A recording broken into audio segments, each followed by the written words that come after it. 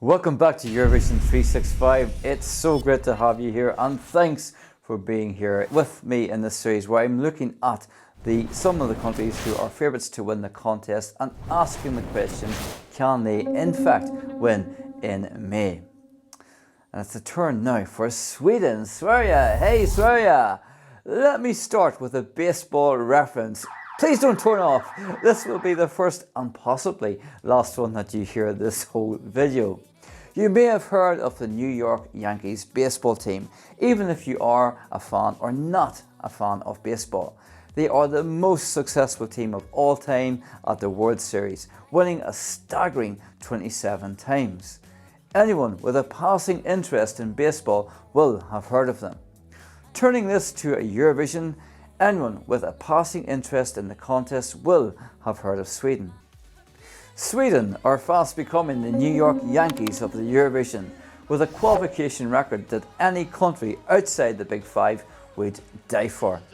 I often say that Sweden will win the contest when they want to, and it appears that those savvy Swedes may have selected 2023 as the year that they bring the microphone trophy back to their shores. Sweden, as we all know, has one of the longest and arguably most popular national selection competitions in the contest, with its final taking place in the 50,000 capacity Friends Arena.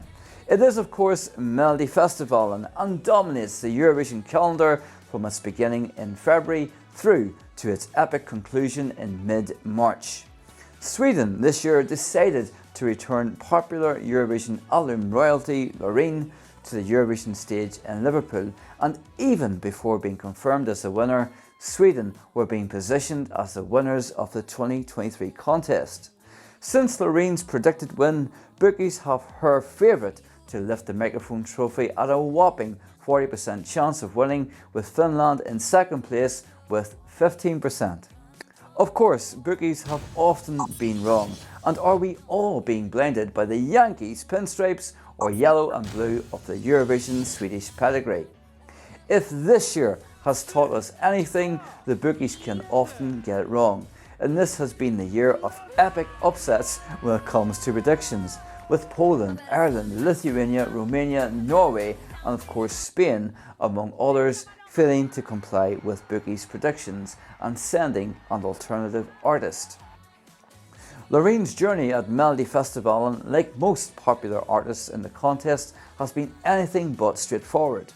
First appearing in 2011, she failed to secure the ticket, and coming back in 2017 as a victor of the contest again didn't guarantee success. I think that Statements is far superior to Tattoo and was unfairly robbed of a spot in that year's final. One thing that Sweden has always understood is that Eurovision is a performance, and that the visual staging of a performance is just as important as the song itself. Loreen's staging this year, namely enveloped in her LED tanning bed, is visually striking and creates some memorable cinematography that fans and non-fans of the contest have been talking about. Lyrically, I don't believe that what Loreen is bringing is anything terribly original, and All I Care About Is You, You're Stuck on Me Like a Tattoo isn't exactly the lyrical equivalent of Starlink technology. It's a tried and testing rhyming couplet that will be easily understood by the masses. Setting aside lyrical simplicity, it is in the melody coupled with the physicality of the performance where this piece really shines, and where it sets itself apart from the competition. Loreen throws herself completely into the rendition of the song, and this really does give me goosebumps. The raw power coupled with the impressive audio-visual spectacle are what is driving this up the fan polls. Indeed, it's in my personal top 10. You'll have to check it out to see just where that is. Sweden, of course, have had their challenging times at the Eurovision. From the years 2007 to 2011, Sweden scored two 18th place finishes, a 21st place finish in 2009 and didn't qualify in 2010, and only bounced back with the arrival of Erik Saade scoring a podium third place finish in 2011. And then of course the fan-appointed Queen of Eurovision and subject of this video, Loreen herself, secured the win in Baku. In summary then, do I think Sweden can win the Eurovision Song Contest in Liverpool? I'm going to say yes. However, I don't think it's going to be as clear-cut a victory as people are predicting. Korea and Finland are bringing something exciting and unique.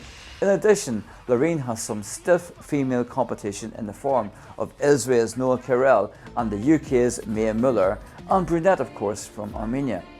We have yet to see how these songs will be staged at Liverpool, and polls can often fluctuate widely in the run-up to the contest.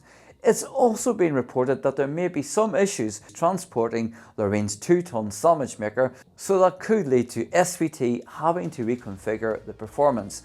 And as I have stated above, this impressive prop is a key part of the overall staging, so it'll be interesting to see how the host broadcaster facilitates this.